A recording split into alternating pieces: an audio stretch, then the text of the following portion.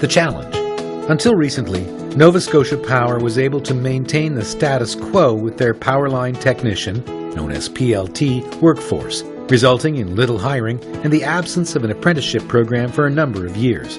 However, as the workforce began to change with the retirement of senior-level powerline technicians, this utility was faced with the need to hire skilled tradespeople to fill the gaps. The solution?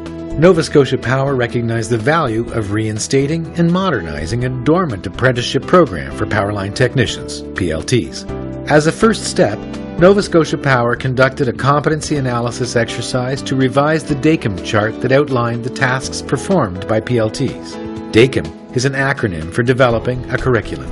To help educate and support supervisors, Nova Scotia Power took the additional step of hiring a retired PLT as a kind of program ambassador, helping quarterback the program and traveling across the province during implementation. The workforce in Nova Scotia Power, as well as across Atlantic provinces, is an aging workforce. There's a reduced number of people coming into the workforce, and many of the people who are here are retiring all at the same time. The customer wants safe, reliable power. We need a safe, responsive, trained workforce, right, as we continue to up the ante, provide better quality power and a more trained workforce. Apprenticeship is a tried and true method of learning, and one of the only ways to learn a trade like this. This really needs to be a combination of on-the-job training, theory-based training, and experience and time just out with the boots on the poles. First of all, the occupational analysis, the DACM, is just a tremendous tool. What it's designed to do is to bring qualified tradespeople in, people that have been involved with the trade for a number of years, that are very well experienced, and to actually lay out all of the various skills that are associated with their trade. At the end of the day, in our particular application, we ended up with 242 skills. So we brought a number of incumbents together, reviewed the DACM to make sure that there weren't old skills in there or that we didn't have to add anything. And once we had revised it, we knew we had pretty much the bones to work from when it came to designing the program. The skills could be signed off by the supervising journey people as well as the apprentice, and we knew we had everything that they were going to have to learn all in one document.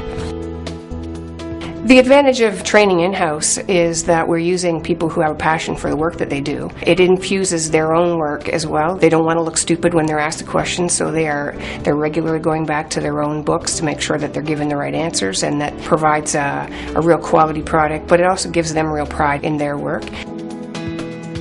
It's when you go up the pole and you're actually doing the job, you think of what is the next step and the next step and the next step. How can I make this job easier? What are the types of things that I'm going to be able to help my buddy who's up in the air to think about, not just what's going on in front of you, but all of the other things that make up the total part of the job. I think Labour's most critical role was that we wanted to ensure that the people were fully qualified. You don't want a program coming in where the people are rushed through it or pushed through it and are not getting the expertise and the training that they truly need to succeed in the real world. Linemen in Nova Scotia in the apprenticeship were always highly thought of and highly sought after, and from a union perspective you want your members highly sought after because that means there's job security for them in the future. We actually hired 78 in total since August of 2006. We've had 21 who have actually graduated from the program.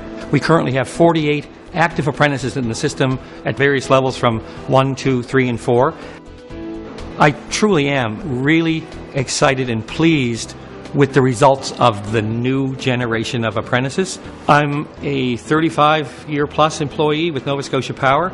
And so I have a stake in its future and its sustainability, and it really does give me a warm feeling when I see some of these young people and what the next generation is going to look like.